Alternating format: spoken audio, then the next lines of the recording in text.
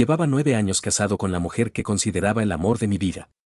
Un día, revisando su teléfono por accidente para buscar una receta que me había pasado, encontré una conversación que me destrozó. Llevaba 2 años engañándome con mi mejor amigo de toda la vida, el mismo que fue padrino en mi boda. Esta es la historia de cómo descubrí la verdad, cómo planifiqué mi salida en silencio antes de explotar todo, y lo que pasó después que ni yo me esperaba. Tengo 34 años y llevo casado con Valeria, nombre cambiado, obviamente, desde hace 9 años. Nos conocimos en la universidad, en una clase de economía que ninguno de los dos quería tomar. Ella se sentó a mi lado porque llegó tarde y era el único puesto libre. Empezamos a hablar, nos reímos de lo aburrido que era el profesor, y ese mismo día intercambiamos números. Sé que suena a cliché de película, pero así fue. Nos casamos 5 años después, cuando ambos ya teníamos trabajos estables. Yo soy ingeniero en sistemas y trabajo para una empresa de tecnología mediana. Ella es diseñadora gráfica freelance, lo que significa que trabaja desde casa la mayoría de los días. En su momento pensé que eso era una ventaja, teníamos flexibilidad, ella podía organizar su tiempo, y yo llegaba del trabajo y siempre la encontraba en casa. Ahora, mirando atrás, entiendo que esa misma flexibilidad fue la que le dio el espacio para hacer lo que hizo. Mi mejor amigo, al que llamaré Damián, lo conozco desde el colegio. Fuimos compañeros de banca en primaria, jugamos en el mismo equipo de fútbol en secundaria, y cuando yo entré a la universidad y él se fue a estudiar administración a otra ciudad, seguimos hablando todas las semanas. Cuando me casé, fue mi padrino de bodas. Dio un discurso que hizo llorar a mi mamá. Todos en mi familia lo querían como si fuera parte de nosotros. Iba a nuestra casa casi cada 2 semanas, cenábamos juntos, veíamos partidos, y en más de una ocasión se quedaba a dormir en el sofá cuando tomábamos de más. Escribo todo esto para que entiendan que no hablo de un conocido cualquiera. Hablo de las 2 personas en las que más confiaba en el mundo, después de mi familia. En retrospectiva hay señales que ahora me parecen obvias, pero en su momento las racionalicé una por una. Valeria empezó a salir, con amigas, los jueves por la noche, algo que antes no hacía. Se compró ropa nueva que no era su estilo habitual. Empezó a hacer ejercicio con más frecuencia y de forma casi obsesiva. Cambió la contraseña de su teléfono, algo que atribuye a seguridad general porque yo también lo había hecho en el mío. Damián, por su parte, empezó a aparecer menos en nuestras cenas grupales pero, curiosamente, seguía muy presente cuando yo tenía turnos largos en el trabajo o viajes de negocios. En ese momento pensé que era una coincidencia agradable, mi esposa no se quedaba sola, mi mejor amigo la acompañaba. Incluso llegué a agradecerle por cuidarla cuando yo no estaba. Se los juro, literalmente le di las gracias por eso. Cuando lo pienso ahora se me revuelve el estómago. Hubo una noche, hace como año y medio, en la que llegué antes de lo previsto de un viaje y encontré a Damián en mi casa, sentado en la sala con Valeria, tomando vino. Nada fuera de lo normal a simple vista, excepto que ambos se sobresaltaron cuando entré, como si los hubiera interrumpido en medio de algo. Valeria se rió nerviosa y dijo que estaban viendo una serie. La tele estaba apagada, no até cabos. O no quise atarlos. Se los digo con toda honestidad, una parte de mí probablemente sabía que algo no cuadraba, pero preferí creer la versión más cómoda porque la alternativa era demasiado dolorosa para siquiera considerarla. Fue un martes cualquiera. Yo estaba en la cocina intentando replicar una receta de pasta que Valeria me había pasado hacía unos días por mensaje. No encontraba el mensaje en mi teléfono porque se lo había pedido que me lo reenviara y ella estaba en la ducha, así que tomé su teléfono, que estaba sobre la mesa del comedor, para buscar la conversación. Su teléfono no tenía huella configurada en ese momento, se le había dañado el sensor la semana anterior y aún no lo había llevado a arreglar, así que usé el código que yo mismo le había ayudado a poner hacía años, nuestro aniversario. Entré sin problema, busqué la conversación conmigo para encontrar la receta. Pero mientras escribía en el buscador, WhatsApp me mostró una vista previa de conversaciones recientes. Y ahí, arriba de todo, estaba una conversación guardada bajo el nombre, trabajo, contacto extra. Me pareció raro porque Valeria es freelance y no tiene contactos de trabajo guardados con nombres tan genéricos. La curiosidad, o tal vez algún instinto que ya venía acumulando dudas, me hizo abrirla. Era Damián. No voy a repetir aquí los mensajes exactos porque todavía me cuesta escribirlos, pero les puedo decir que no dejaban lugar a ninguna duda. Hablaban de encuentros, de cuando yo no iba a estar, de lo que sentían el uno por el otro, y en un mensaje de hacía 4 meses. Valeria le había escrito literalmente: todavía no puedo creer que llevemos 2 años así y él no sospeche nada. 2 años. 24 meses. La mitad de nuestro matrimonio, Prácticamente, había sido una mentira construida por dos de las personas que más amaba. No grité. No rompí nada. No la enfrenté ahí mismo, aunque una parte irracional de mí quería hacerlo. Me quedé parado en la cocina, con el teléfono en la mano, sintiendo algo que no tengo palabras exactas para describir. Fue como si el piso hubiera desaparecido debajo de mis pies, pero mi cuerpo siguiera de pie por pura inercia. Dejé el teléfono exactamente donde estaba, en el mismo ángulo, con la pantalla apagada. Fui al baño, me lavé la cara, y me miré al espejo durante lo que sintieron como 10 minutos, pero probablemente fueron 30 segundos. Tomé una decisión ahí mismo, no iba a reaccionar impulsivamente. Iba a reunir toda la información posible antes de decir una sola palabra. Sé que muchos en este subreddit van a decir que debí confrontarla en el momento. Tal vez tengan razón. Pero algo en mí, tal vez la parte más fría y calculadora que nunca supe que tenía, me dijo que necesitaba pruebas irrefutables, un plan, y sobre todo, necesitaba protegerme legal y económicamente antes de que ella supiera que yo sabía. Durante las siguientes 3 semanas viví una doble vida silenciosa. Por fuera, todo seguía igual, buenas noches, buenos días, cenas juntos, incluso alguna que otra muestra de cariño que ahora sé que era pura actuación de mi parte, porque por dentro estaba destrozado. Empecé a documentar todo. Cada vez que ella salía, con amigas, los jueves. Yo verificaba, con mucho cuidado, ubicaciones compartidas que en algún momento habíamos activado por seguridad, y que ella obviamente había olvidado que yo también podía ver, o simplemente no le importó porque nunca imaginó que yo revisaría. Descubrí que esos jueves no eran con amigas. Eran con Damián, en un departamento que él alquilaba supuestamente como oficina para su negocio. Contraté a un abogado de familia de forma discreta, pagando en efectivo y usando una dirección de correo que creé específicamente para esto. Le expliqué la situación y me explicó cuáles eran mis derechos, qué pruebas necesitaba y cómo debía proceder para que el proceso de divorcio, si decidía seguir ese camino, me perjudicara lo menos posible. También hice una copia de seguridad completa de las conversaciones que había encontrado, capturas de pantalla con fecha y hora, y las envié a mi propio correo personal y a una carpeta en la nube que solo yo controlaba. No quería arriesgarme a que, si ella se enteraba antes de tiempo, borrara toda la evidencia. Durante este periodo, mi salud mental se fue al piso. Bajé de peso sin proponérmelo. Dormía mal. En el trabajo cometía errores que normalmente no cometería. Mi jefe me preguntó si estaba bien y le dije que tenía problemas familiares, sin entrar en detalles.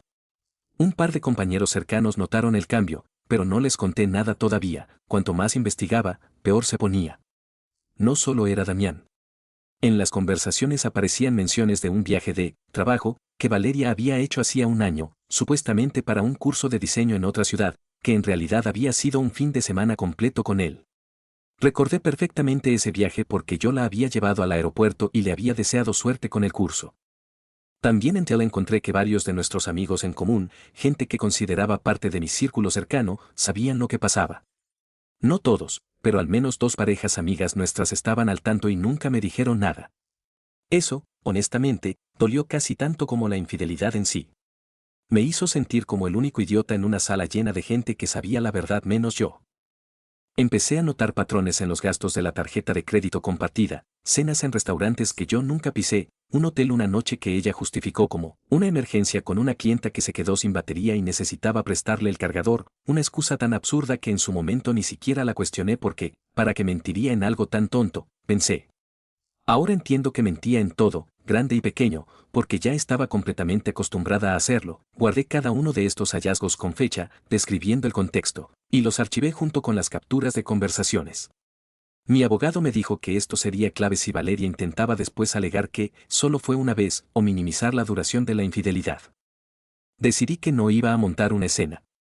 No iba a gritar en la cocina, no iba a romper platos, no iba a hacer nada de lo que probablemente ella esperaría si algún día sospechara que yo lo sabía.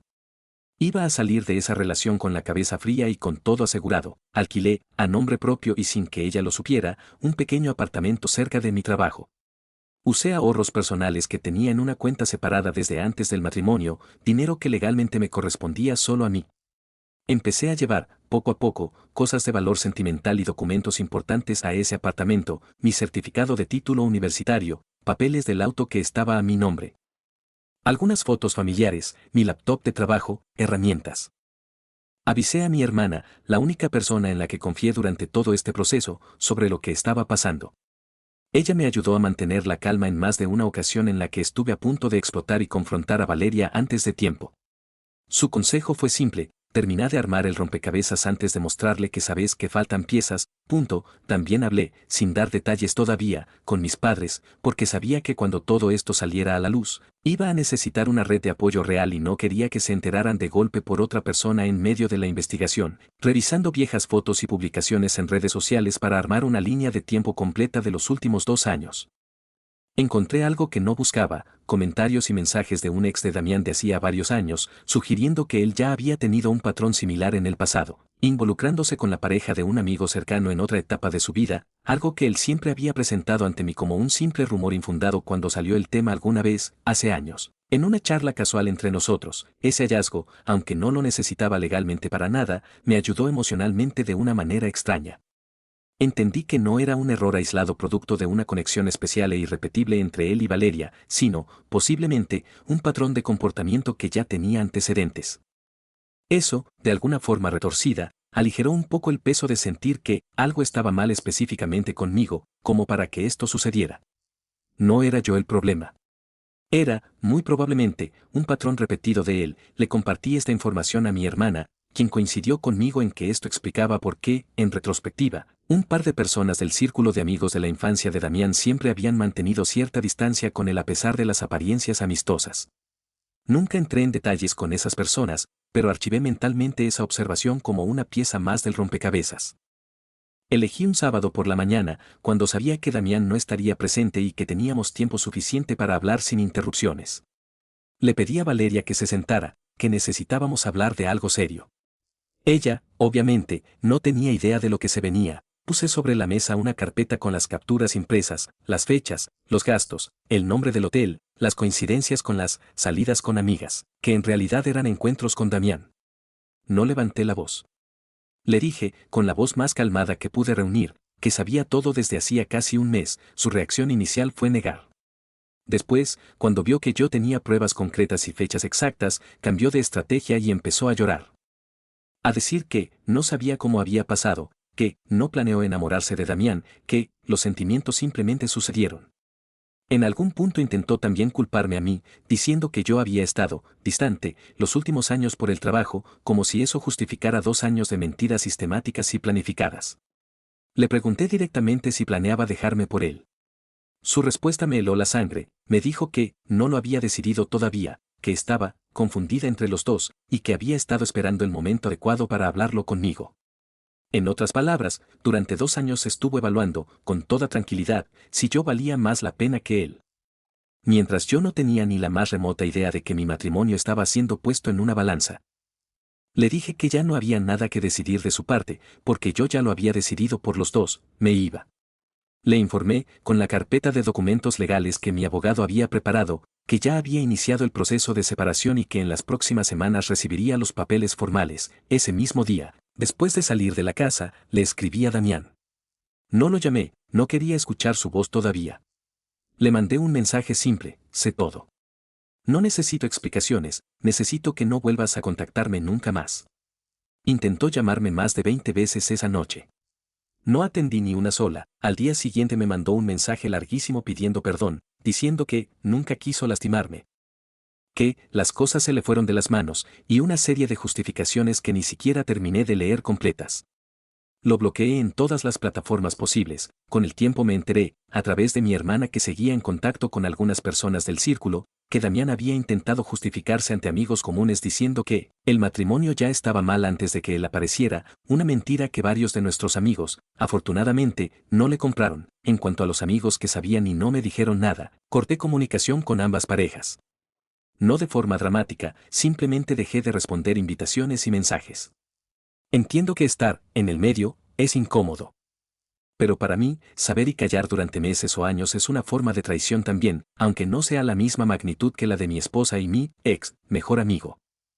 Los primeros días después de hablar con Valeria fueron, sin exagerar, de los más extraños que viví en mi vida adulta. Seguíamos viviendo bajo el mismo techo porque yo todavía estaba terminando de organizar la mudanza al apartamento, así que nos cruzábamos en la cocina, en el pasillo. Incluso alguna vez coincidimos frente al televisor sin saber muy bien qué decirnos. El ambiente era tenso, incómodo, cargado de un silencio que antes jamás habíamos tenido entre nosotros, ni en los peores momentos de discusión normal de pareja. Ella intentó, en más de una ocasión durante esos días, iniciar conversaciones sobre arreglar las cosas, sobre ir a terapia de pareja, sobre darnos una segunda oportunidad. Le expliqué, con la mayor calma posible dado el contexto, que no se trataba de una discusión que se resolviera con terapia de pareja, sino de una ruptura de confianza tan profunda y sostenida en el tiempo que ya no había vuelta atrás para mí. No fue un desliz de una noche. Fueron 2 años de decisiones conscientes, repetidas, planificadas. Recuerdo particularmente una noche en la que ella se sentó en el borde de mi cama, literalmente llorando, pidiéndome que reconsiderara, diciendo que yo era el amor de su vida, a pesar de todo. Ese comentario, lejos de conmoverme, me generó una especie de indignación fría. Si yo era, según sus palabras, el amor de su vida, ¿cómo se explicaban 2 años de mentiras sostenidas con tanta frialdad y organización? Las palabras. En ese punto, ya no significaban nada para mí. Solo los hechos importaban, y los hechos hablaban por sí solos. Cuando finalmente les conté a mis padres los detalles completos, la reacción fue una mezcla de shock, tristeza y una furia que sinceramente no esperaba ver en mi padre, un hombre generalmente tranquilo y de pocas palabras. Se levantó de la mesa donde estábamos sentados, caminó hasta la ventana y estuvo un buen rato en silencio antes de decir que nunca más quería ver a Damián cerca de la familia. Mi madre, por su parte, lloró bastante, pero rápidamente pasó del dolor a un modo protector muy característico de ella, ofreciéndose a ayudarme con cualquier cosa que necesitara, desde apoyo económico temporal hasta simplemente compañía en las noches más difíciles, mis suegros. Es decir, los padres de Valeria, con quienes había construido una relación cercana durante los 9 años de matrimonio, se enteraron poco después. Para mi sorpresa, mi suegra me llamó directamente, algo que no esperaba dado que era su hija la responsable de la situación. Me pidió disculpas, aunque yo le aclaré que ella no tenía nada de qué disculparse, y me dijo que estaba profundamente decepcionada del comportamiento de su hija. Mantuvimos, de hecho, algo de contacto esporádico incluso después de finalizado el divorcio, algo que no esperaba pero que agradecí genuinamente. El divorcio no fue sencillo, pero gracias a haberme preparado con tiempo, tampoco fue tan devastador financieramente como pudo haber sido. Al tener documentado el patrón de gastos relacionados con la infidelidad, mi abogado pudo argumentar de forma sólida ante el mediador para que la división de bienes fuera más equilibrada a mi favor, especialmente en lo relacionado a cuentas que yo había mantenido separadas desde antes del matrimonio. Valeria, en algún punto del proceso, intentó cambiar de estrategia legal y contrató a un abogado más agresivo que buscó cuestionar la validez de algunas de mis pruebas, alegando que yo había accedido a su teléfono sin su consentimiento. Mi abogado respondió mostrando que las capturas eran solo una parte de la evidencia y que los registros de ubicación compartida, los gastos de tarjetas conjuntas y los testimonios de terceros, 2 personas del círculo de amigos comunes finalmente accedieron a declarar, después de que les expliqué lo mal que me había sentido al enterarme de que sabían y callaron, eran suficientes independientemente de esa discusión puntual. El proceso completo tardó poco más de 7 meses. No fue rápido, no fue fácil, hubo días en los que sinceramente pensé en tirar la toalla solo para terminar con el desgaste emocional de las audiencias y negociaciones. Pero mi hermana, mis padres. Y honestamente, la rabia acumulada de sentirme traicionado por las 2 personas más cercanas que tenía, me dieron la fuerza para no ceder en los puntos que consideraba justos. Durante los meses más intensos del proceso, entre la recolección de pruebas, las reuniones con el abogado y las audiencias de mediación, mi rendimiento laboral bajó notablemente. Llegué a faltar a reuniones importantes con excusas poco convincentes, entregué proyectos con retraso por primera vez en los 6 años que llevaba en esa empresa, y en una ocasión me quedé dormido en mi escritorio después de una noche entera sin poder conciliar el sueño. Mi jefe directo, una persona con la que tenía buena relación desde hacía años, finalmente me llamó a su oficina y me preguntó, de forma directa pero amable, qué estaba pasando. Le conté una versión resumida de la situación. Sin entrar en todos los detalles, simplemente que estaba atravesando un proceso de separación complicado. Para mi sorpresa, fue extremadamente comprensivo, me ofreció la posibilidad de tomar unos días libres adicionales y ajustó temporalmente mis responsabilidades para aliviar la carga mientras me reorganizaba. Ese gesto, en medio de todo el caos, significó muchísimo para mí. Me hizo dar cuenta de que no todo el mundo a mi alrededor iba a fallarme como lo habían hecho las 2 personas en las que más confiaba. Había gente, incluso en ámbitos donde uno no espera tanta empatía, dispuesta a apoyarme sin juzgarme. Una vez finalizado el divorcio, me mudé definitivamente al apartamento que había alquilado meses antes. Fue extraño al principio, era un espacio completamente nuevo, sin ningún recuerdo compartido, y eso, paradójicamente, terminó siendo lo que más me ayudó a sanar. No tenía que ver el sofá donde probablemente se sentaron juntos, ni la cocina donde descubrí todo, ni ningún rincón cargado de una historia que ya no existía como yo pensaba que existía. Empecé terapia individual, algo que había considerado hacer antes pero siempre postergaba por el trabajo o por no tener tiempo.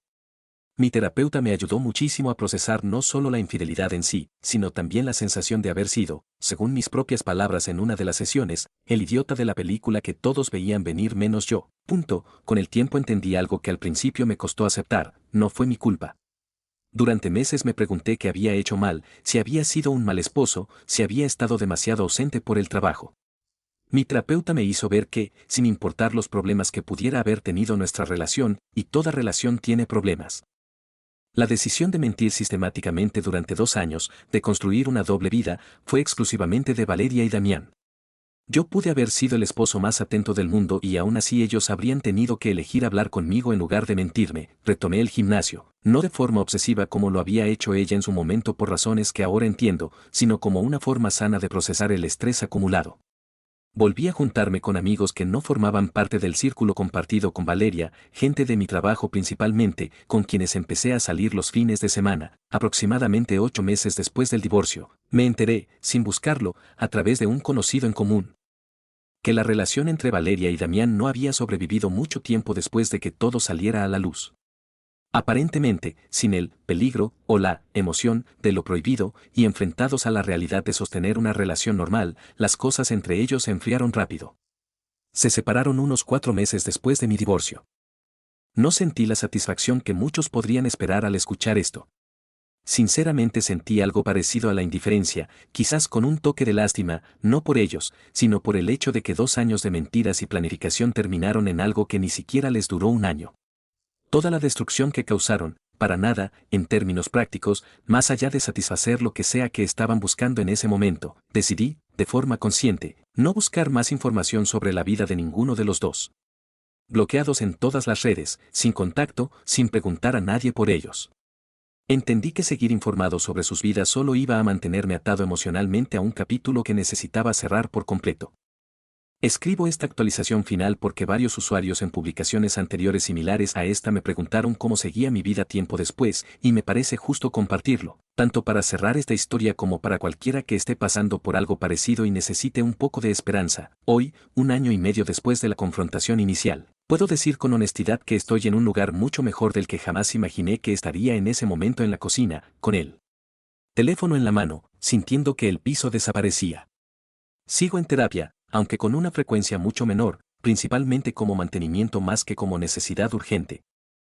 Compré un apartamento propio, más grande que el que alquilé al principio, en un barrio completamente nuevo para mí.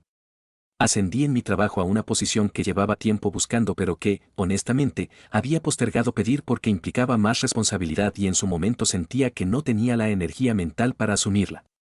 Curiosamente, después del divorcio, encontré una claridad mental que no tenía antes, y eso me ayudó a enfocarme en mi carrera de una forma que hacía años no lograba. Estoy saliendo, de forma tranquila y sin apuro, con alguien que conocí a través de amigos del trabajo. No voy a dar demasiados detalles porque quiero proteger esa relación de la exposición pública. Pero puedo decir que es alguien completamente distinto a lo que conocía antes y que la confianza, aunque me costó muchísimo volver a construirla, se está reconstruyendo de a poco, con paciencia, sin las prisas ni los patrones tóxicos del pasado. Mi familia sigue siendo mi principal red de apoyo. Mi hermana, en particular, se convirtió en alguien todavía más cercano de lo que ya era, después de haber estado a mi lado en cada paso de este proceso. Recuperé también algunas amistades que se habían distanciado durante mi matrimonio, personas que, en retrospectiva, quizás se alejaron precisamente porque no se sentían cómodas con la dinámica que había en mi antigua relación. A veces pienso en qué le diría al yo que estaba en esa cocina, teléfono en mano, sintiendo que el mundo se derrumbaba. Le diría, primero, que confíe en su instinto, esas pequeñas señales que decidió ignorar durante meses, en el fondo, ya le estaban gritando la verdad.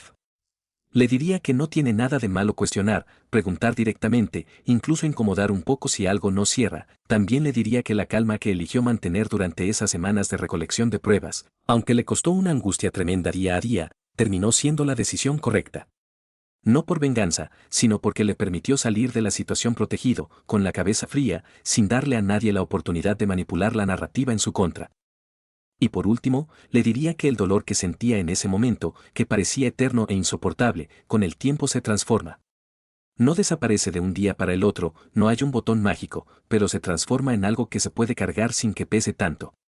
Hoy puedo hablar de todo esto, incluso escribirlo con este nivel de detalle, sin sentir el nudo en el estómago que sentía hace 1 año y medio. Como mencioné, publiqué versiones parciales de esta historia antes en otros hilos, y me hicieron muchas preguntas que quiero responder acá de forma condensada, por si a alguien más le sirve. ¿Consideré el perdón en algún momento? Honestamente, sí, hubo un par de noches en las semanas posteriores a la confrontación en las que la soledad y el miedo al futuro me hicieron dudar. Pero cada vez que lo consideraba seriamente, volvía a leer las capturas de pantalla que había guardado, y la realidad de la magnitud de la mentira me devolvía a la decisión original. No fue un camino lineal, hubo dudas, pero al final la razón se impuso sobre el miedo a estar solo. Extrañé a Damián como amigo. ¿Más allá de la traición? Es una pregunta compleja. Extrañé la idea de la amistad que pensé que teníamos durante casi 20 años, pero no extraño a la persona real que resultó ser, alguien capaz de sostener una mentira de esa magnitud durante tanto tiempo mirándome a la cara en cada asado, cada cumpleaños, cada llamada. Esa persona, en retrospectiva, creo que nunca terminé de conocerla del todo. ¿Cómo manejé las fechas importantes, como nuestro aniversario, después de la separación? El primer aniversario que pasó después del divorcio fue difícil, no lo voy a negar. Pasé el día con mi hermana, evitando redes sociales, haciendo algo completamente distinto a lo que solía hacer en esa fecha. Con el segundo aniversario, curiosamente, ya ni lo recordé hasta varios días después, lo cual, para mí, fue una señal clara de que estaba sanando de verdad. Si algo aprendí de todo esto, es que la confianza ciega, sin cuestionamientos, puede ser tan peligrosa como la desconfianza excesiva. No digo que haya que vivir sospechando de todo el mundo, pero sí aprendí a prestar atención a esas pequeñas señales que en su momento decidí ignorar porque la verdad detrás de ellas era demasiado dolorosa de considerar. También aprendí que uno puede sobrevivir a la traición de las dos personas en las que más confiaba, y no solo sobrevivir, sino salir del otro lado siendo una versión más fuerte, más consciente y, extrañamente, más en paz consigo mismo. No fue un camino lineal ni sencillo. Hubo recaídas emocionales, noches malas, momentos de rabia que pensé que ya había superado y que de repente volvían con fuerza sin previo aviso. Pero con el tiempo, esos episodios se fueron espaciando cada vez más, hasta que hoy, la mayoría de mis días, ni siquiera pienso en Valeria o en Damián, a quienes estén pasando por algo similar en este momento. Mientras leen esto tal vez con el corazón roto igual que yo lo tuve, sé que ahora mismo puede sentirse como el fin del mundo. Pero se puede reconstruir una vida, y a veces, esa vida reconstruida termina siendo mejor que la que teníamos antes, aunque en el momento del dolor sea imposible de imaginar.